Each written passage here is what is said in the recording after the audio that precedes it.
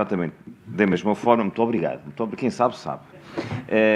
Perante esta necessidade absoluta, tal como acabámos de ver neste estudo técnico, agradeço muito a forma como explanaram e o seu conteúdo, com pragmatismo, para que nós possamos continuar a fazer este caminho deste eixo de mobilidade, neste eixo urbano da Beira Interior, entre estes 5 concelhos. E, naturalmente, este será o compromisso, ou é o compromisso, com o futuro da nossa região e que hoje aqui bem assistimos neste ciclo de conferências que assinala os 10 anos da Autoridade da Mobilidade e dos Transportes. E por isso agradeço uma vez mais o convite, saudando também todos os presentes, todas as entidades públicas e privadas, civis e militares aqui representadas, mas também os meus colegas autarcas, nós que somos decisores políticos e cidadãos atentos ao grande tema que aqui nos reúne, que é esta mobilidade no interior de Portugal, em particular a mobilidade integrada neste eixo urbano da Beira Interior. Ao longo desta década, a Autoridade da Mobilidade e dos Transportes tem sido um pilar na afirmação de políticas públicas mais justas, mais sustentáveis e mais inclusivas. Mas hoje, mais do que comemorar, é tempo de agir, é tempo de acelerar as respostas e corrigir desequilíbrios históricos, como bem aqui há pouco pudemos assistir. E é exatamente isso que representa este projeto piloto, cujo estudo preliminar hoje, há pouco, foi aqui precisamente apresentado, que é uma oportunidade concreta de dar um salto qualitativo na mobilidade da região, ligando as capitais de distrito, a Guarda, Castelo Branco, passando por Belmonte, pela Covilhã e pelo Fundão. 2 sedes de comunidades intermunicipais, 2 centros urbanos que movimentam diariamente milhares de pessoas, sejam elas estudantes, trabalhadores, profissionais de saúde, empresários, enfim, cidadãos comuns. Durante anos foi-nos sendo dito que o interior era longe, que a baixa densidade populacional não justificava investimento, que a dispersão populacional tornava impossível um sistema de mobilidade eficaz. Mas permitam-me dizê-lo com clareza que o verdadeiro interior, aquilo que nós devemos considerar verdadeiramente interior, é o exemplo de Madrid. Ora, a Guarda está a 150 km do dito litoral do país. Temos acessos, as autoestradas da A23, da A25, temos a ferrovia, a linha da Beira Baixa, a linha da Beira Alta, temos capacidade e temos talento. Falta-nos muitas vezes vontade política e medidas de políticas públicas, verdadeiras políticas públicas, ao mais alto nível, para transformar potencial em realidade, tal como bem aqui foi explanado. E é por isso que este projeto de piloto é tão importante, porque quebra mitos, porque cria soluções adaptadas à nossa realidade e porque nos dá a ambição de colocar a Beira Interior no centro das redes de mobilidade do país e não na sua periferia. Na Guarda temos trabalhado intensamente para assumir este novo paradigma e gostava de partilhar convosco o que já fizemos e o que estamos a preparar, paulatinamente, para o futuro. E permitam-me começar pela mobilidade urbana, precisamente, com a reestruturação que fizemos dos transportes urbanos da cidade da Guarda, apostando na renovação das paragens, na instalação de painéis com horários em tempo real, na eliminação da distinção entre períodos escolares e não escolares, garantindo que os autocarros circulam de forma previsível, acessível e útil para toda a população. Adaptámos a rede para responder melhor às zonas de maior afluência, como as escolas, o Instituto Politécnico, e todos os veículos são agora acessíveis a pessoas com mobilidade reduzida. Estamos a avançar com a extensão da rede urbana para as áreas empresariais, nomeadamente a plataforma logística da Guarda e as restantes áreas empresariais. Plataforma logística esta que se encontra já na sua quarta fase de expansão e que hoje é uma referência na atração de investimento e criação de emprego em toda a região.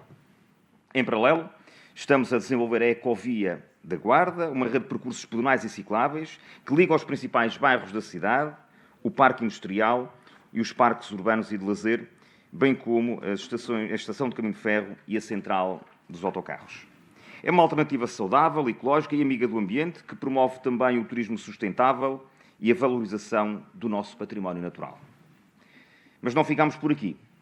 Um dos investimentos mais aguardados das últimas décadas na nossa cidade, e foi a aprovação precisamente na última reunião de Câmara, tem a ver com a construção de uma nova estrada. Continuamos a falar em estradas, mas de uma forma diferente, estradas com mais mobilidade. E por isso, esse projeto, essa obra, Terá uma faixa exclusiva para transportes públicos, integrada no plano de urbanização local, que irá permitir um novo acesso entre o centro da cidade, a via de cintura externa, o parque industrial, a plataforma logística, melhorando o fluxo urbano e criando novas oportunidades de desenvolvimento naquele vale da nossa cidade.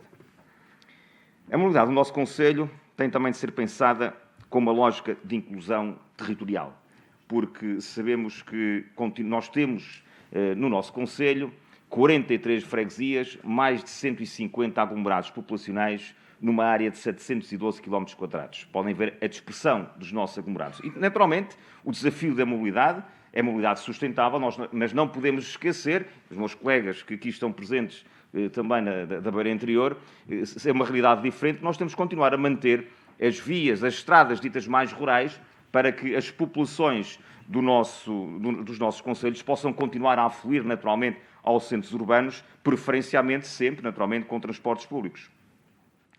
Já fizemos também, ou já testamos, e com sucesso, em toda ou em grande parte da comunidade intermunicipal, o transporte flexível em algumas freguesias. Já testámos também no nosso concelho, numa zona, particularmente na zona baixa do concelho, um sistema inovador, que naturalmente permite agendar viagens consoante as suas necessidades e um modelo que está em preparação para ser alargado a outras zonas do concelho, sendo assim uma excelente forma de complemento aos transportes interurbanos. Mas temos a plena consciência de que nenhum concelho, por si só, pode resolver sozinho os desafios da mobilidade regional. É por isso que, no âmbito da RAIS, a Rede Integrada de Hidrogénio da Serra da Estrela, o município da Guarda lidera um consórcio que inclui 9 municípios, onde se incluem precisamente estes 5 municípios deste eixo urbano da Beira Interior. Este consórcio permitiu uma candidatura conjunta às intervenções territorial integradas redes urbanas da região centro, com o objetivo de desenvolver uma mobilidade intermunicipal sustentável, alimentada por energias limpas, como o hidrogênio verde, e assente numa lógica de articulação multimodal entre autocarros, ferrovia e transporte ativo. A lógica, como se fala muito na mobilidade, nos especialistas, eu não sou especialista de mobilidade, sou um curioso e um decisor político, a lógica do pente, e nós, com esta rede, precisamente, nós pretendemos aumentar essa cadência, essa eficiência e essa eficácia também, e acreditamos que é possível criar um sistema de transporte entre a Guarda, Castelo Branco, passando por Belmonte, pelo Fundão, pela Covilhã, com ligação ferroviária rápida e com ligações locais em autocarros a hidrogénio ou elétricos, num vai-vem diário que responda às necessidades das populações, dos serviços e, naturalmente, das empresas. A ferrovia, aliás, é estratégica. A linha da Beira Alta, que liga o litoral à fronteira com Espanha, urge ser reaberta na totalidade. Aliás, eu não há muitos dias falei para a Comunicação Social Nacional sobre essa matéria. Sra. Presidente, alguém há de fazer uma tese de doutoramento qualquer do porquê do atraso da reabertura desta via? Alguém? Nós estamos aqui na sede da Ordem dos Engenheiros, eu honrosamente também sou engenheiro, portanto, com muito gosto, alguém há de fazer essa tese no futuro do porquê do atraso desta obra, nós engenheiros que lidamos todos os dias, desde há muitos anos, com obras, com os projetos, com as fiscalizações, enfim, com tudo isso, mas alguém há de explicar um dia ao país o porquê do atraso da reabertura desta linha, porque, de facto, eu estou a falar a brincar, mas muito a sério, porque tem um impacto muito negativo na economia da região. Seja ao nível das mercadorias da logística, seja no transporte de passageiros, enfim, no bem-estar das nossas populações e no nosso desenvolvimento económico. Para além de atrasar, naturalmente, também o arranque do primeiro porto seco transfronteiriço do país, que será precisamente na Guarda. Este, enfim, é um investimento mínimo, mas com um impacto máximo no desenvolvimento da região. A linha da Beira Baixa, por seu turno, tem mostrado o seu potencial logístico e deve continuar a ser reforçada. A articulação entre estas duas linhas, Beira Alta e Beira Baixa, será a espinha dorsal da mobilidade da Beira Interior. E a Guarda está preparada para reforçar este novo estratégico com impacto regional, nacional e ibérico. A visão é clara. Integrar ferrovia, transporte coletivo, transporte flexível, mobilidade ativa e logística inteligente, com base em tecnologia, energia limpa e gestão colaborativa. Além disso, e porque a mobilidade não conhece fronteiras administrativas, está nas nossas prioridades a criação de ligações regulares de transporte entre a Guarda, entre Salamanca, entre Madrid. A Beira Interior tem que se voltar muito rapidamente também para estas novas ligações internacionais ibéricas. Madrid hoje é a capital mais próxima com um aeroporto internacional de grande escala. É verdade que para os cidadãos da Guarda e de toda a Beira Interior, o aeroporto de Madrid começa a ser mais acessível do que Lisboa ou Porto. E esta realidade tem de ser assumida como uma oportunidade estratégica. Por outro lado, a província de Castelo e Leão conta com cerca de 2,3 milhões de habitantes e a Comunidade de Madrid, que ultrapassa 6,8 milhões de habitantes, representando no seu conjunto quase 10 milhões de pessoas. Aqui bem ao lado, uma escala demográfica com enorme potencial económico e turístico. A Beira Interior pode e deve posicionar-se como o litoral de Madrid, já que falamos tanto em interior, entre litoral. Então a Beira Interior pode ser o litoral de Madrid, porque Madrid está verdadeiramente no interior do seu território, no interior de Espanha, e o seu acesso natural ao Atlântico.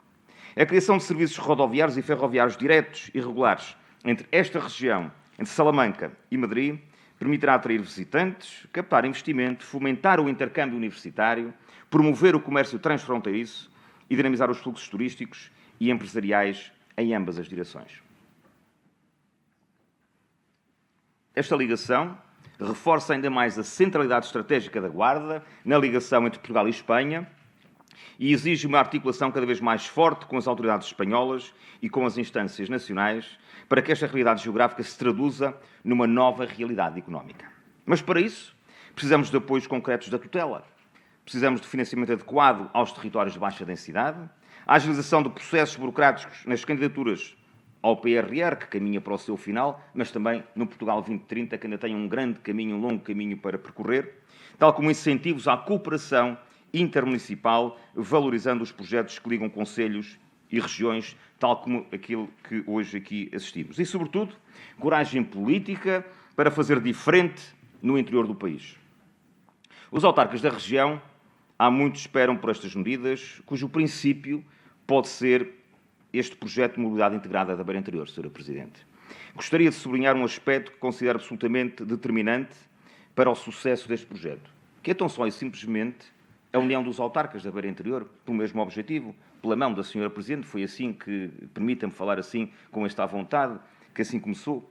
A mobilidade integrada que hoje discutimos não se constrói em círculo fechado, nem com visões isoladas de cada concelho. O futuro constrói-se com cooperação, com diálogo e com a capacidade de trabalharmos em rede com objetivos comuns e estratégias partilhadas. Este projeto piloto de mobilidade integrada ganha também força e legitimidade pelo envolvimento ativo das duas comunidades intermunicipais que estruturam a Beira Interior, a Comunidade Intermunicipal das Beiras e Serra da Estrela e a Comunidade Intermunicipal da Beira Baixa. Juntas, estas duas comunidades representam um território extenso, diverso e com uma densidade cultural, económica e humana que justifica e exige uma resposta conjunta, integrada e eficaz no domínio da mobilidade. Falando nos dados das duas CIMs, estamos a falar em 23 municípios, 7,5% dos municípios portugueses, 11 mil quilómetros quadrados, estamos a falar em 12% do território nacional e estamos a falar em 300 mil habitantes, pouco menos, quase 3% da população de Portugal. Mas é precisamente desta colaboração institucional que nasce a escala necessária para dar corpo a este projeto piloto. Porque só com escala, só com massa crítica, só com visão intermunicipal, conseguiremos criar soluções duradouras, sustentáveis e verdadeiramente transformadoras. Juntos representamos um território com dezenas de milhares de habitantes, dezenas de zonas industriais e empresariais, centenas de escolas, instituições de saúde e equipamentos sociais. Juntos temos temos um peso territorial, político e institucional que não pode ser ignorado. Esta união é também um sinal claro para a tutela. Quando o interior se entende, quando os autarcas falam uma só voz, o Estado tem de ouvir, tem de apoiar, tem de corresponder com os investimentos e os instrumentos de financiamento adequados. Porque não estamos apenas a pedir, estamos a apresentar soluções. Estamos a provar que o interior sabe o que quer, sabe como fazer e só precisa de meios para o concretizar. E é esta coesão territorial e institucional que transforma um projeto local num projeto de escala regional e nacional, com potencial de replicação em outros territórios de baixa densidade. É esta união que garante que a mobilidade da Beira Interior será, nos próximos anos, uma referência, não um problema crónico, mas uma solução inovadora. Estamos a construir um novo modelo de mobilidade. Um modelo que combate a exclusão social, reduz as emissões de carbono, liga as pessoas aos serviços, às oportunidades, ao futuro. Na Beira Interior estamos a fazer da mobilidade uma ferramenta de coesão, de justiça e de progresso. E é com esta determinação que assumimos o nosso papel neste projeto piloto, com a certeza de que estamos no caminho certo, com a convicção de que este é o momento de agir, porque a Beira Interior não pode esperar mais. É tempo de ligar o território, de unir vontades, de afirmar o interior como centro e não como periferia. Bem-ajam.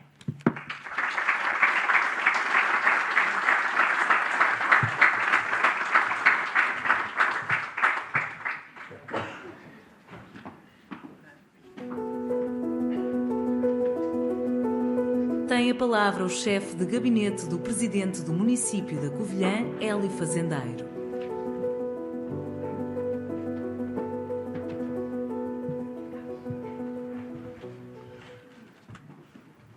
Boa tarde a todas e a todas, Senhora Presidente da Autoridade da Mobilidade e Transportes. Quero, em nome do município da Covilhã, agradecer-lhe todo o trabalho que tem desenvolvido e a ousadia de ter tido a coragem de avançar com um tema que é extraordinariamente importante nas sociedades de hoje, mas em particular para o nosso território.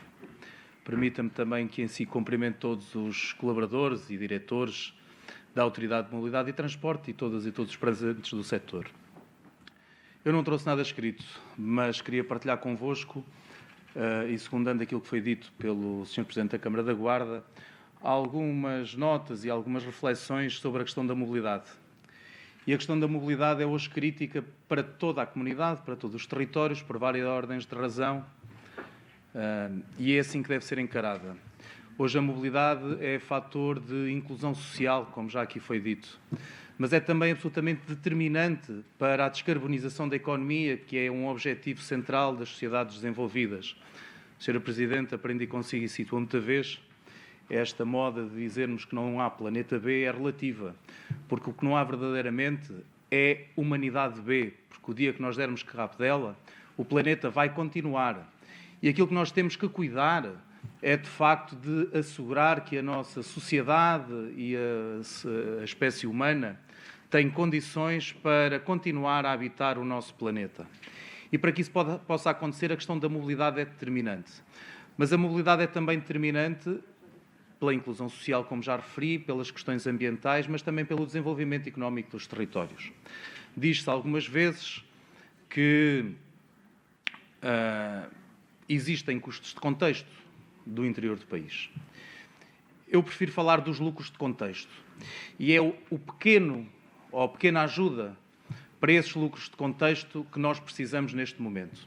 E os lucros de contexto do interior do país têm a ver não só com a qualidade de vida que lá temos, com a qualidade do ar, com a qualidade da água, mas também com a qualidade das creches, das escolas, das infraestruturas desportivas, da cultura, da centralidade geográfica em relação à Ibéria, pela capacidade de vivermos, pelo tempo de vivermos. Eu demorei 2 horas da Covilhã até à entrada de Lisboa, até às portagens, e quando olhei para as horas, faltavam 5 para as 9, achei, crédulo, vou chegar a tempo da abertura às 9h30. Cheguei aqui, eram 9h10, eram 10h10.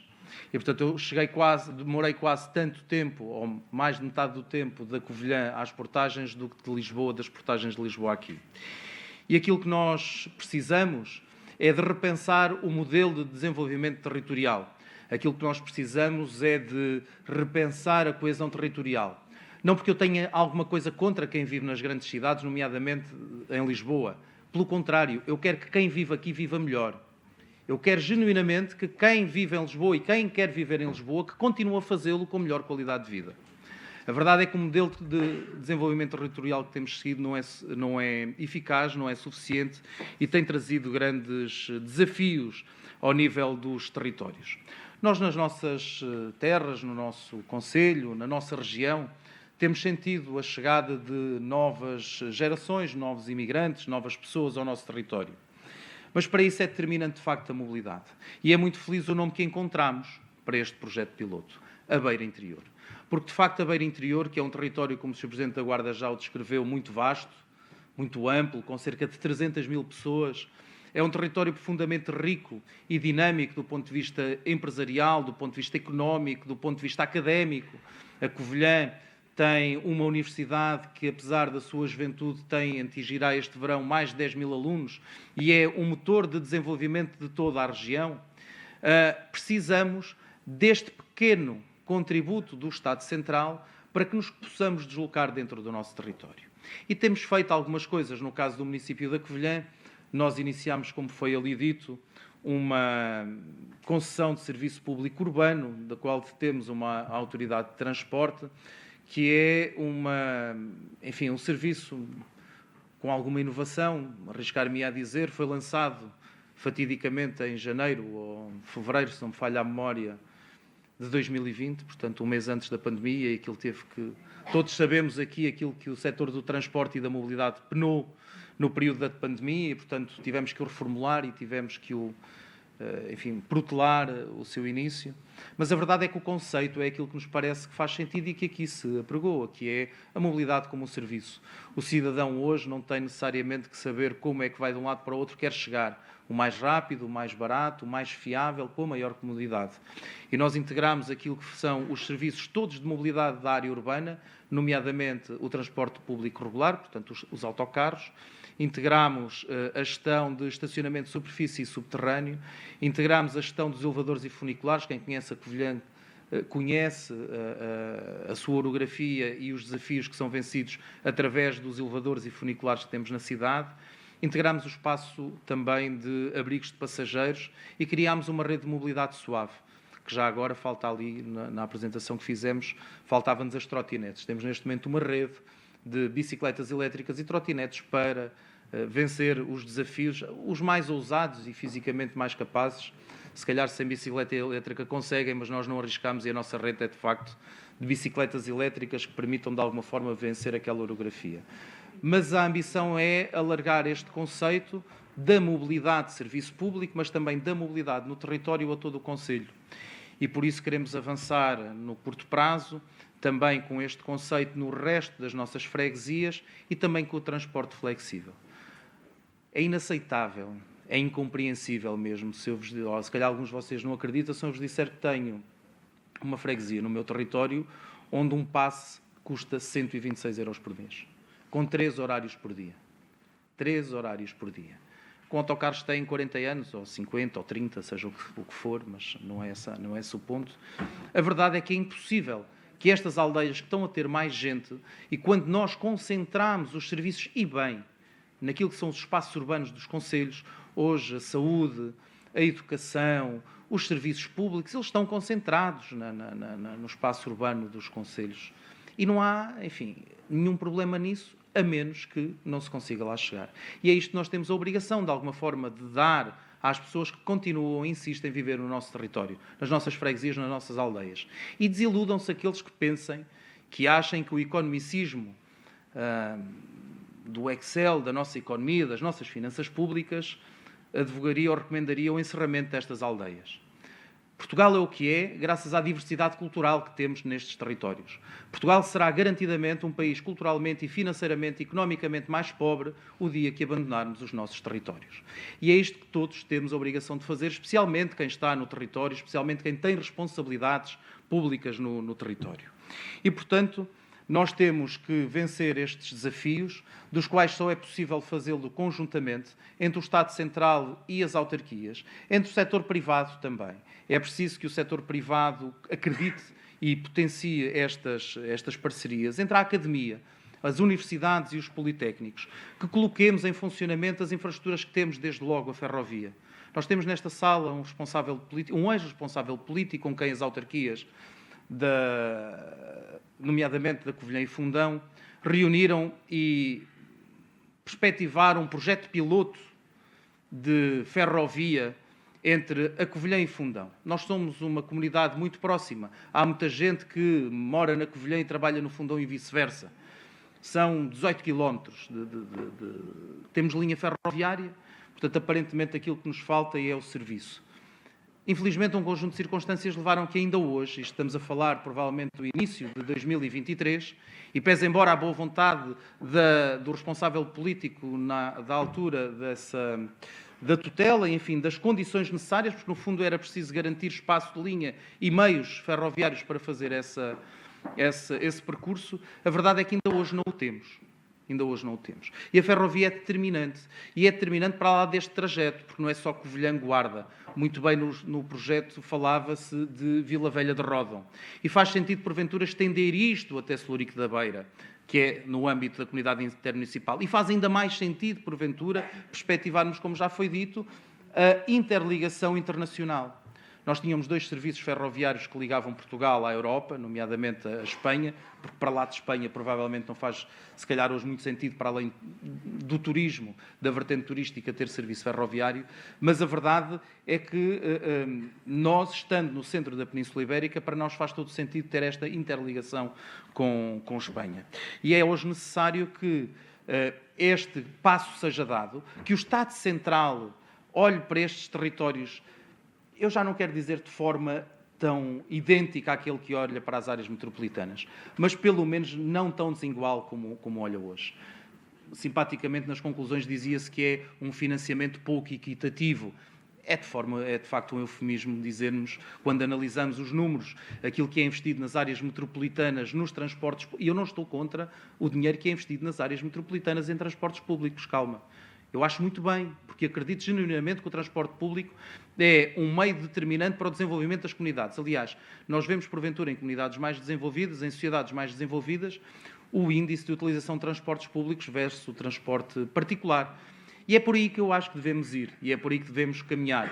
E é também esta pequena ajuda, porque para além de todos os lucros de contexto que nós já apresentamos, para além de todas as vantagens que os nossos territórios, a Covilhã já apresenta para as pessoas se lá fixarem, para as pessoas se lá viverem, para as empresas se lá desenvolverem, nós precisamos de mais algumas coisas.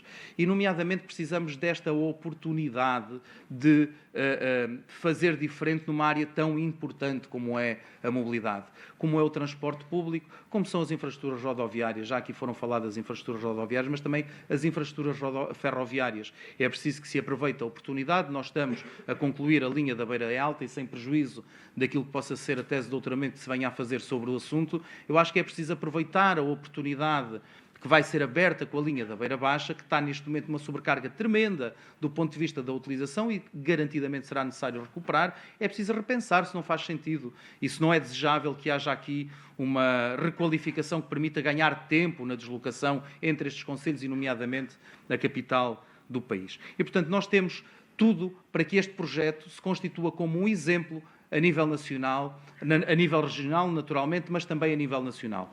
A Beira Interior, nomeadamente a Covilhã e naturalmente todos os outros territórios, têm todas as condições para, e o desejo e a capacidade para contribuir ativamente para o sucesso do país. E aquilo que pedimos e aquilo que exigimos é que nos deem essa oportunidade, que nos deem condições para que possamos, com as nossas, com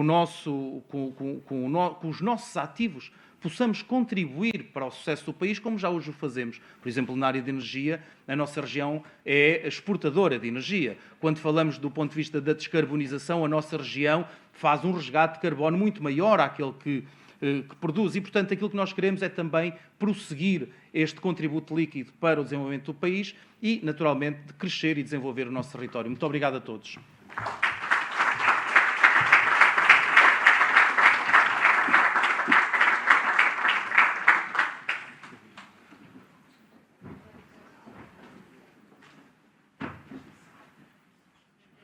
Do município do Fundão, Miguel Gavinhos.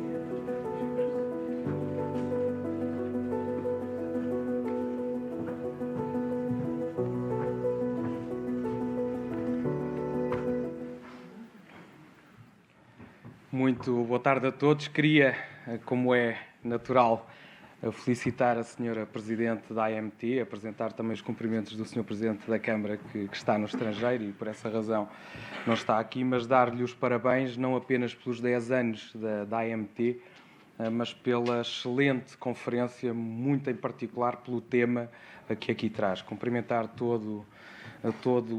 toda a direção, o corpo diretivo da AMT, pessoas com quem o Fundão também tem trabalhado ao longo dos últimos anos noutros fóruns, no CESOP e outros, mas agradecer muito aquilo que tem sido o sentido de colaboração e cooperação com a AMT, que claramente justifica, ao fim desta década, a sua existência, não apenas pela reflexão, mas julgo que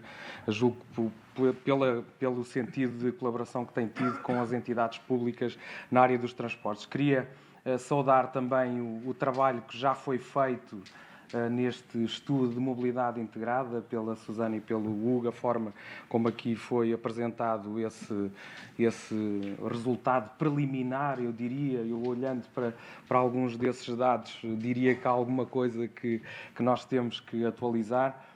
E algumas reflexões também ficaram pela forma como foi apresentada. Queria, naturalmente, cumprimentar todos os presentes, aqui as diferentes autoridades que aqui estão, nacionais, locais, mas em particular queria saudar todos na presença dos autarcas que aqui estão presentes, que dão, porventura, a grande justificação ao facto de nós estarmos aqui a abordar este tema. Nós estamos a falar em pobreza da mobilidade e acho que há uma consciência coletiva, acho que é a premissa deste fórum, ela resulta exatamente desse casamento de falarmos em pobreza de mobilidade e quem melhor do que os autarcas da região do interior para falar exatamente dessa pobreza, porque a consciência é muito evidente do nosso país, ela advém de uma mentalidade portuguesa. Já foi aqui abordado, o Sérgio tocou aqui num aspecto que me parece resultar dessa consciência portuguesa, que é nós achamos que interior é igual a inferior. E se para nós, a nossa região, porque está afastada da costa, nós consideramos que está afastada dos grandes centros urbanos, em muitos países, porventura os países mais desenvolvidos da Europa, têm a sua capital exatamente no coração do seu país, não porque estão na costa. E isso em muitos desses países, isso é um fator de oportunidade e não da diversidade. E essa também é uma das conclusões que o Hugo dizia quando olhava, mostrava o gráfico do contraste de 80% do território viver em 20%, ou nem chegava naquela estatística. É exatamente isso, é que essa zona é também uma terra de oportunidade. E isso é o pressuposto do nosso entendimento para aquilo que é o desafio da mobilidade, que para nós estará sempre associado a muitos outros desafios do desenvolvimento da nossa região, mas claramente a mobilidade é um dos centros daquilo que pode ser o fator catalisador das nossas regiões. E por isso esta consciência, e volto à questão da consciência, que ela está muito bem identificada no cartaz, ela também tem existido da parte do Estado Central, a forma como olha ao país e como aborda a questão da desigualdade territorial. Isso começa desde logo, quando há uns anos é esta parte, e aqui eu, pegando até naquilo que o Hélio estava a dizer, não temos nada contra as regiões mais desenvolvidas, contra os centros mais urbanos. Mas, olhando para um país que tem duas realidades distintas, o Estado abordou o país de forma absolutamente desigual. Em duas áreas metropolitanas concentrou mais de 90 milhões de euros de investimento para garantir que qualquer passe intermodal no espaço de 18 municípios custasse 40 euros e depois distribuiu no mesmo momento 23 milhões de euros por 21 comunidades intermunicipais, exatamente com o mesmo objetivo. E cria naturalmente uma grande desigualdade. Porque, como toda a gente compreende, no caso do Concelho do Fundão, nós estávamos ali a ver também, não apenas a população, mas as áreas dos territórios. A Guarda tem mais de 700 km², o Fundão tem 700 km², a Covilhã tem 500 km², Belmonte, creio que tem 70, 80 km².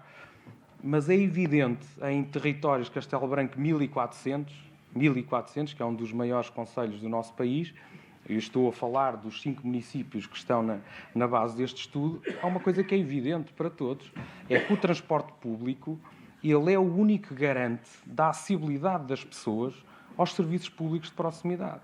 Nós estamos a falar da área da saúde, estamos a falar da área da justiça, da segurança, administrativo.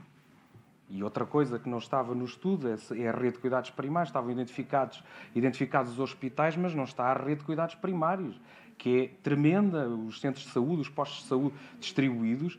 Isso é muitas vezes o garante quase da existência dessas comunidades e é preciso naturalmente assegurar. O Hélio falava aqui que havia uma localidade que tinha um custo, o passe mensal de 120 ou 130 euros.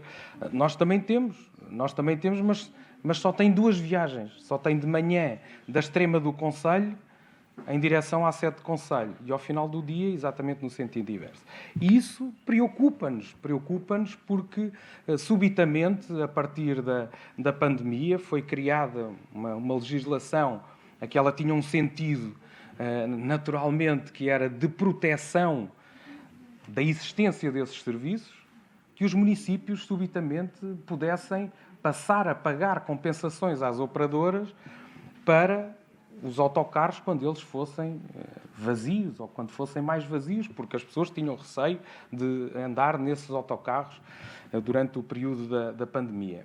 E abriu-se a caixa de Pandora. Subitamente, aquilo que era um impedimento legal até à pandemia passou a ser normal que os municípios começassem a dar compensações às operadoras. Isso trouxe um problema gravíssimo para os municípios, porque os municípios não têm capacidade de suportar essas compensações. O autocarro vai muito vazio e os municípios estão sempre a pagar. E depois estão de joelhos.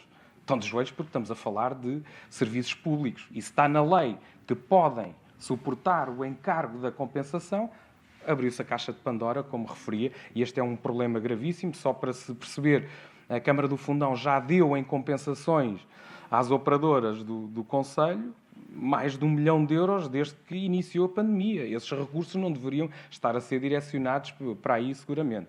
Portanto, este é um desafio que, naturalmente, também hoje aqui deixamos. É evidente que tem havido alguns mecanismos públicos para fazer esse amortecimento, mas naturalmente esta é uma questão que nós consideramos que é do Estado Central. O Estado tem que se preocupar com as pessoas, esse não é um problema apenas dos municípios, nem das freguesias, nem desse nível de proximidade que tentam vencer esse desafio e, por essa razão, acho que deve haver, naturalmente, um equilíbrio na ponderação da política pública e a forma como foi garantido esse passo intermodal criou, naturalmente, um desequilíbrio na percepção também do cidadão. Por isso, deixo aqui esta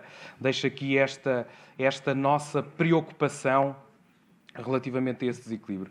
Relativamente àquilo que tem sido o esforço do município do Fundão para vencer esse desafio da mobilidade, eu diria o desafio, ele está muito ligado ao desafio rodoviário, não há outra forma, nós podemos ter sonhos de estarmos num contexto um bocadinho diferente, mas tem sido esse que tem sido o nosso maior desafio e fomos, de resto, no contexto da comunidade intermunicipal Beiras e Serra da Estrela, fomos o primeiro município a avançar com o transporte flexível. Temos vários modelos de transporte flexível, temos modelos de transporte flexível que fazem a compensação de mais horários ao transporte público, ou seja, são localidades que têm carreira pública, mas não têm a frequência que nós gostaríamos que tivesse, e nós fazemos a compensação com esse transporte flexível. De resto, é fácil de perceber, num território com 700 km², nós obrigarmos uma pessoa idosa a ir ao centro de saúde do Fundão, a ir a um serviço público, tem que sair às 6 da manhã para ir a uma consulta, para ir ao tribunal, e tem que se levantar a essa hora. Por isso criámos esse transporte flexível em zonas como essa e criámos também em sítios onde, pura e simplesmente, já não há pessoas suficientes, já não há massa crítica suficiente e que seriam, de resto, para superar a falta de transporte público. Portanto, avançamos já com 3 que estão em funcionamento há 2 anos, submetemos mais 2 para autorização, para alargarmos aquilo que é um modelo que está a funcionar muito bem e que terá nesta nova vaga de transporte flexível, terá uma ligação também ao transporte público, ou seja, ele passará a ser também intermodal do ponto de vista da sua oferta. Temos um projeto que foi muito inovador no nosso país, que de resto mereceu o prémio até de sermos a melhor aldeia turística do mundo. Foi em Castelo Novo, é um projeto que estabelecemos em parceria com a Renault, que garante que todos os residentes, todos os visitantes dessa aldeia histórica tenham acesso de forma gratuita a um veículo elétrico sempre que estão em estadia temporária ou são requeridos para algum serviço particular dos residentes. E, portanto, nós temos sempre 5 viaturas na aldeia histórica e que basta só fazer o pedido da reserva que ele pode ser garantido. Temos um projeto que consideramos transformador do ponto de vista da transição energética, da descarbonização, da redução da pegada de carbono, que tem a ver com o aumento da utilização de veículos amigos do ambiente, nomeadamente através do aumento, mas creio que isso é generalizado, o aumento da rede de postos de carregamento de veículos elétricos. Nós também estamos muito empenhados nesse alargamento, já temos uma boa rede e vamos continuar a crescer, mas tem a ver com um fenómeno que dificulta muitas vezes que os interessados possam ter um veículo elétrico na sua casa, que tem a ver com a forma como eles podem carregar ou não o seu veículo na sua casa. Porque se nós admitirmos que o carro é carregado sempre num posto rápido de carregamento, muitas vezes encontramos a energia mais cara do que o próprio combustível fóssil. E por isso é muito importante que a tarifa, e hoje fala-se muito em tarifas, em guerra de tarifas, mas é muito importante que a tarifa seja o mais baixo possível. O que é que nós estamos a desenvolver?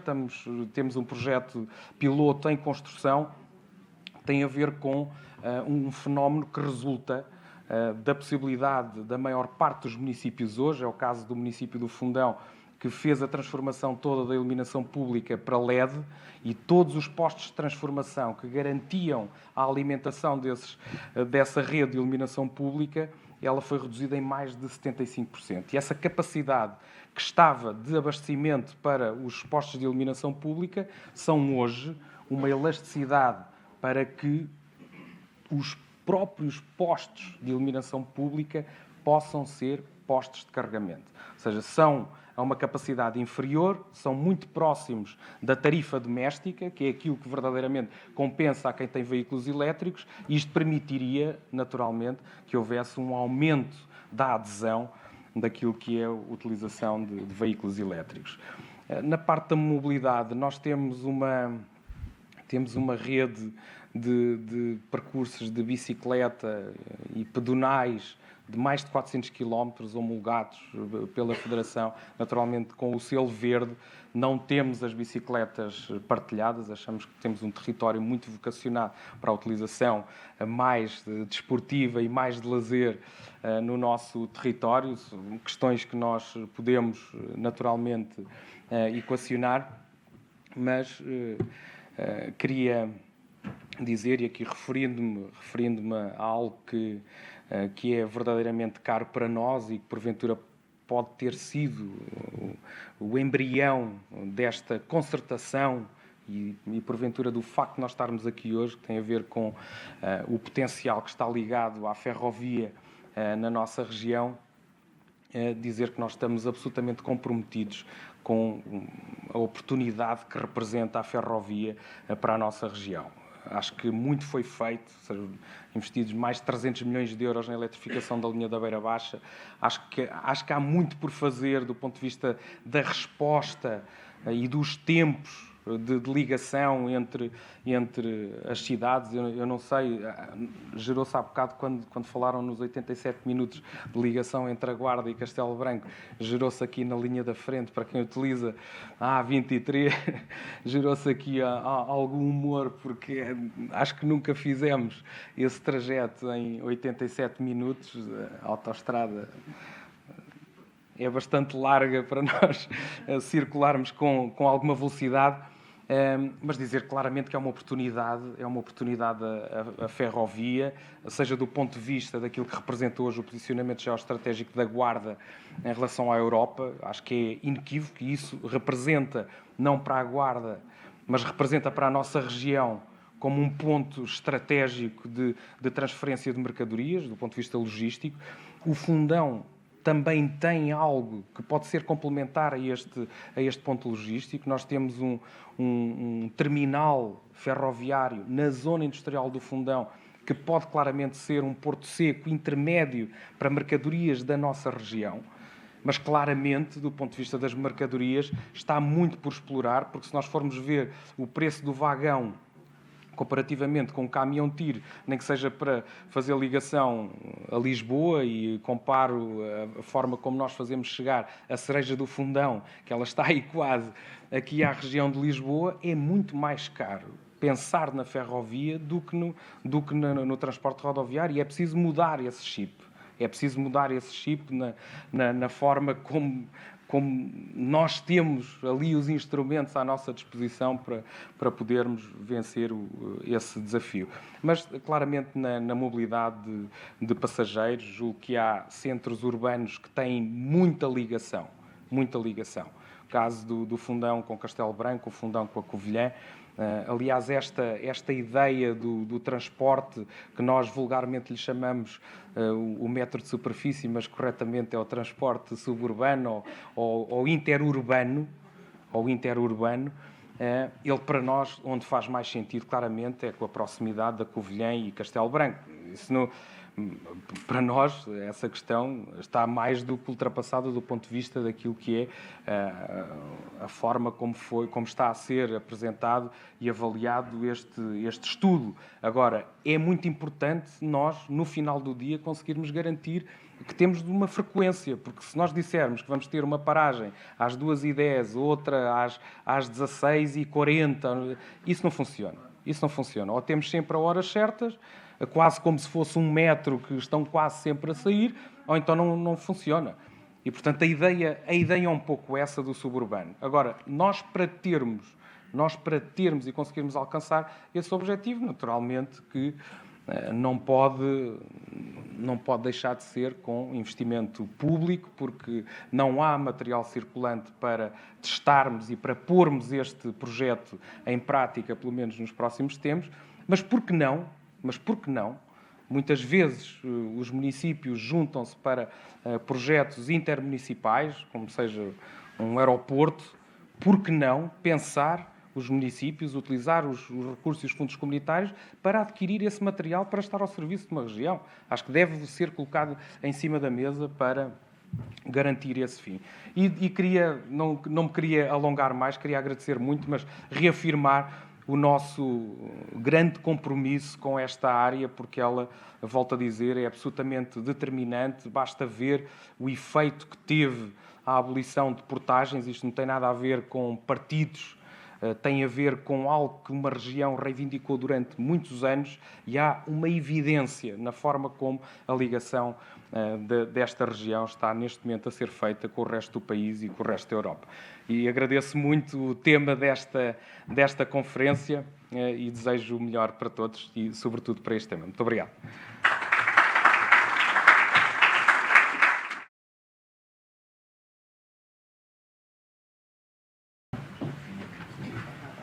Muito obrigado. Boa tarde a todas e a todos. Na Sra. Presidente, cumprimento os meus colegas autárquicos, cumprimento todos os presentes, também o painel aqui presente nesta mesa. Eu peço a vossa compreensão pelo atraso. Tive uma reunião com a Sra. Ministra da Justiça e por esse motivo não cheguei dentro daquilo que seria o horário previsto. Duas ou três notas ouvi com atenção a doutora Ana Palmeira, também o Filipe Santos, nesta minha presença aqui, e sobre as preocupações e também aquilo que são os desafios. A linha da Beira Baixa é provavelmente uma das mais belas linhas do nosso país. Aquilo que o Filipe há pouco referia relativamente aos comboios direcionados para o turismo é uma realidade.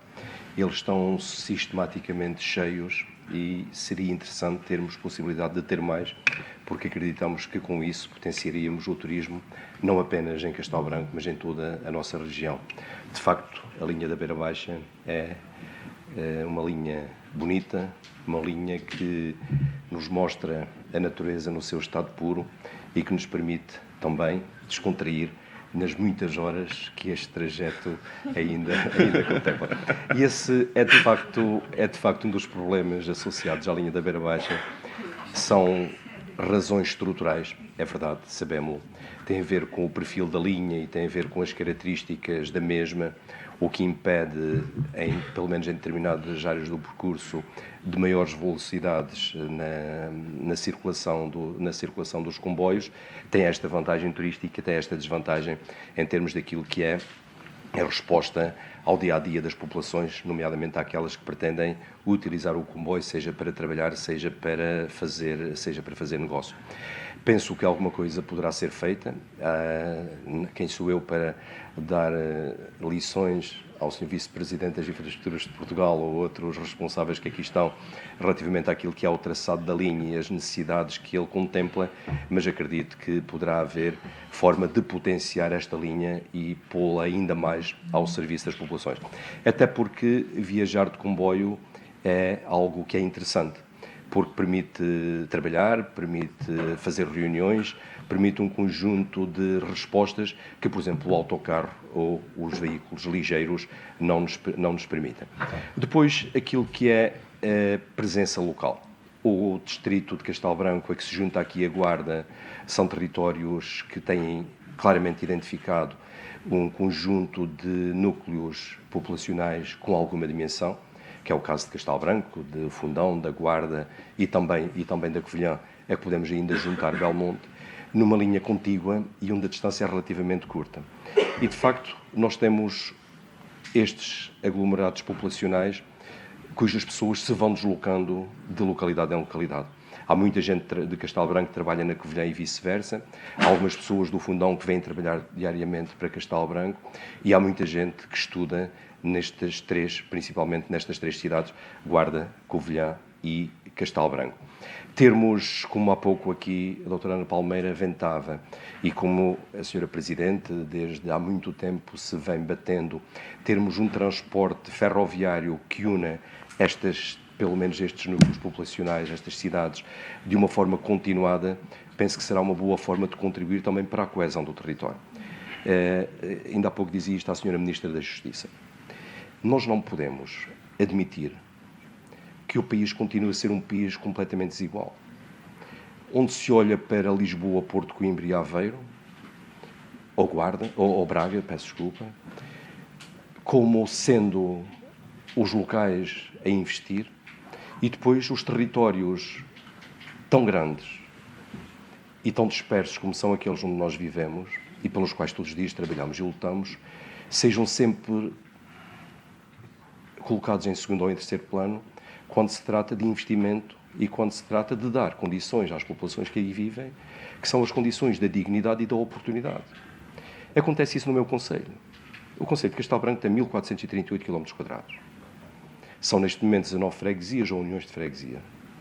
E eu estive, no fim de semana passado, numa pequena localidade, que são cerca de 20 pessoas que ali vivem em permanência, a apresentar, porque agora não se podem fazer inaugurações, a apresentar um espaço que foi requalificado pela Câmara Municipal. Se eu olhasse isto de forma política ou de número de habitantes, aquela obra nunca seria feita.